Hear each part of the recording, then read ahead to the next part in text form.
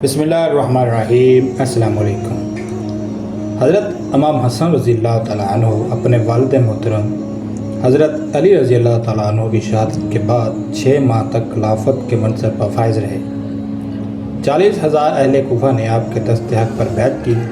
اس کے بعد حضرت امیر معاویہ رضی اللہ تعالیٰ عنہ آپ کے پاس آئے اور اللہ تعالیٰ کو حکم اور فیصلہ دہندہ تسلیم کر کے مختلف شرطوں کے ساتھ خلافت امیر معاویہ کے سپرد فرمانے کا عہد کیا۔ دوستو وہ شرائط کیا تھی، آئیے اس ویڈیو میں جانتے ہیں۔ اس میں پہلی شرط یہ تھی، فی الوقت امیر معاویہ خلیفہ بنائے جاتے ہیں، لیکن ان کے انتقال کے بعد امام حسن رضی اللہ تعالیٰ عنہ خلیفۃ المسلمین ہوں گے۔ نمبر 2، مدینہ، عراق اور حجاز کے باشندوں سے مزید کوئی ٹیکس نہیں لیا جائے گا، بلکہ صرف وہی ٹیکس وصول کیا جائے گا جو حضرت علی رضی اللہ تعالیٰ عنہ کے زمانے سے یہ لیا جا رہا ہے۔ نمبر 3، حضرت امام حسن رضی اللہ تعالیٰ عنہ کے ذمہ جو قرض ہے، اس کی تمام تر ادائیگی امیر معاویہ رضی اللہ تعالیٰ عنہ کریں گے۔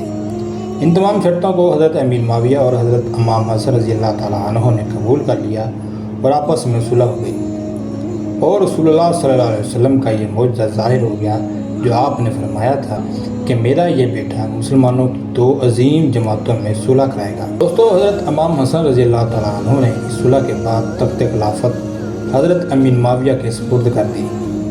یہ سپردگی ماہ ربیع الاول 41 ہجری میں اور بعض کے مطابق ماہ ربیع الثانی 41 ہجری میں ہوئی۔ حضرت امام حسن رضی اللہ تعالیٰ عنہ کا خلافت سے دستبردار ہونا آپ کے بعد احباب کو سخت ناگوار ہوا، تو انہوں نے طرح طرح کی گستاخیاں آپ کے ساتھ کی، یہاں تک کہ بعض نے آپ کو آر المسلمین کہہ کر پکارا، تو آپ نے ان سے فرمایا الآر خیر من النار، یعنی آر نار سے بہتر ہے۔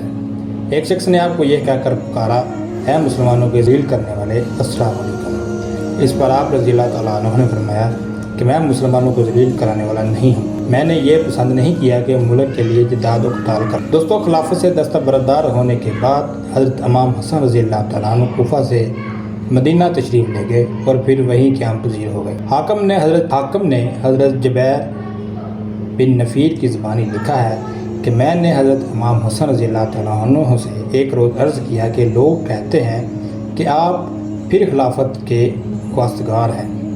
یہ سن کر آپ نے ارشاد فرمایا، جس وقت عربوں کے سر میرے ہاتھ میں تھے، یعنی ان لوگوں نے میرے ہاتھ پر مرنے جینے کی بیعت کی تھی، اس زمانے میں جس سے چاہتا ان کو لڑا دیتا اور جس سے چاہتا صلح کروا دیتا، لیکن میں نے صرف اللہ تعالیٰ کی رضامندی کے حصول کے لیے خلافت سے دستبرداری دے دی اور امت محمدی کے خون کو مفت بہنے نہیں دیا۔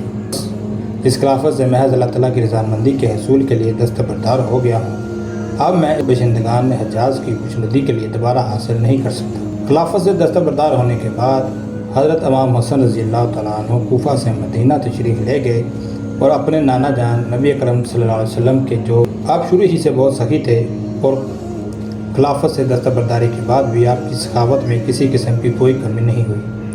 حضرت امیر معاویہ رضی اللہ تعالیٰ عنہ کی جانب سے جو کچھ وظائف آپ کو ملتے تھے، ان میں سے اکثر آپ خیرات فرما دیا کرتے تھے۔ بہقی اور ابن اسحاق نے حشام کے والد کے حوالے سے بیان کیا ہے کہ ایک مرتبہ حضرت امام حسن رضی اللہ تعالیٰ عنہ بہت تنگ دستی ہو گئی۔ حضرت امیر معاویہ رضی اللہ تعالیٰ عنہ ہر سال ان کو 1 لاکھ درہم بطور وظیفہ دیا کرتے تھے، اور وہ انہوں نے روک دیا تو آپ کو بہت تنگی پیش آئی۔ آپ نے حضرت امیر معاویہ کو یاد دہانی کے لیے اپنی حالت پر مبنی ایک رکا لکھنا قلم دعا طلب کی، لیکن پھر کچھ سمجھ کر آپ نے اس کو روک لیا۔ اسی روز آپ نے اپنے نانا جان حضور اکرم صلی اللہ علیہ وسلم کو خواب میں دیکھا۔ نبی پاک صلی اللہ علیہ وسلم نے فرمایا، اے فرزند کیا حال ہے؟ آپ نے عرض کی، نانا جان خیریت ہے، لیکن تن دستگی آ گئی ہے۔ آپ صلی اللہ علیہ وسلم نے ارشاد فرمایا، کیا تم نے قلم دعات اسی غرض سے منگوائی تھی کہ اپنی تنگ دستی کے لیے ایک مخلوق کے پاس کچھ لکھوں؟ آپ نے عرض کیا، ہاں یا رسول اللہ۔ اسی پر رسول اللہ صلی اللہ علیہ وسلم نے فرمایا، یہ دعا پڑھا کرو۔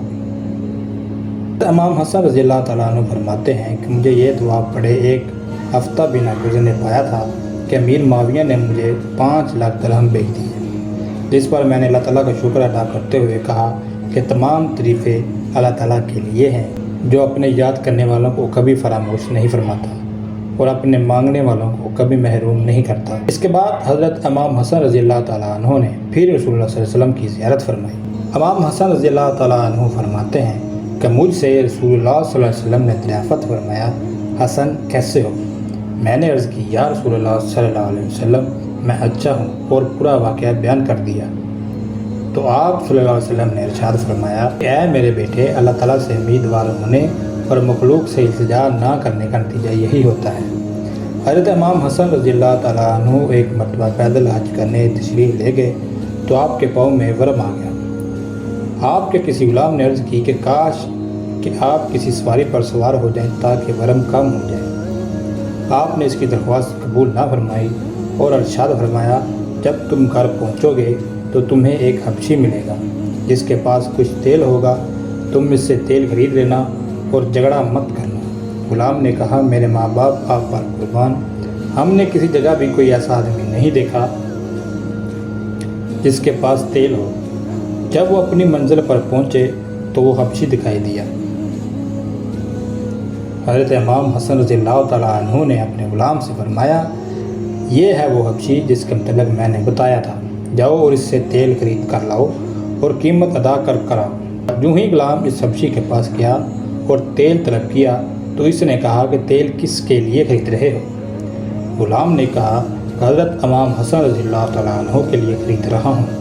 اس نے کہا مجھے ان کے پاس لے چلو، میں ان کا غلام ہوں۔ جب وہ حبشی آپ کے پاس پہنچا تو کہا میں آپ کا غلام ہوں، تیل کی قیمت نہیں لوں گا، آپ بس میری بیوی کے لیے جو درد میں مبتلا ہے دعا فرمائے کہ اللہ تعالیٰ اسے ایک صحیح الرضا بچہ عطا فرمائے۔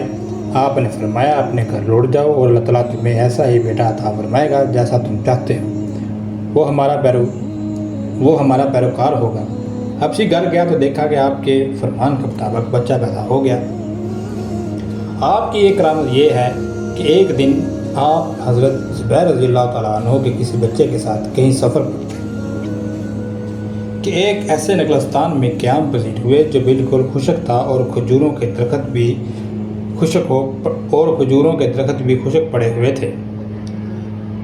حضرت حسن رضی اللہ تعالیٰ عنہ نخلستان کے کونے میں بیٹھے تھے۔ ابن زبیر رضی اللہ تعالیٰ عنہ پر نے عرض کیا کہ اے کاش اس نخلستان میں تازہ کھجوریں ہوتی جنہیں ہم کھاتے۔ حضرت امام حسن رضی اللہ تعالیٰ عنہ نے فرمایا کیا تازہ کھجوریں چاہتے ہو؟ ابن زبیر نے کہا ہاں۔ آپ نے دعا کے لیے ہاتھ اٹھایا اور زیر لب کچھ پڑھا جو کسی کو معلوم نہ ہوا۔ فوراً کھجور کا ایک درخت تر و تازہ اور باآور ہو گیا، اس میں تازہ کھجوریں لگ گئی اور ان کا ساتھی شتروان بولا باخدا یہ تو جادو ہے۔ حضرت حسن رضی اللہ تعالیٰ عنہ نے فرمایا یہ جادو نہیں، فرزند رسول صلی اللہ علیہ وسلم کی دعائے مستجاب کا اثر ہے۔ اس کے بعد لوگوں نے خوب شکم سے ہو کر کھایا۔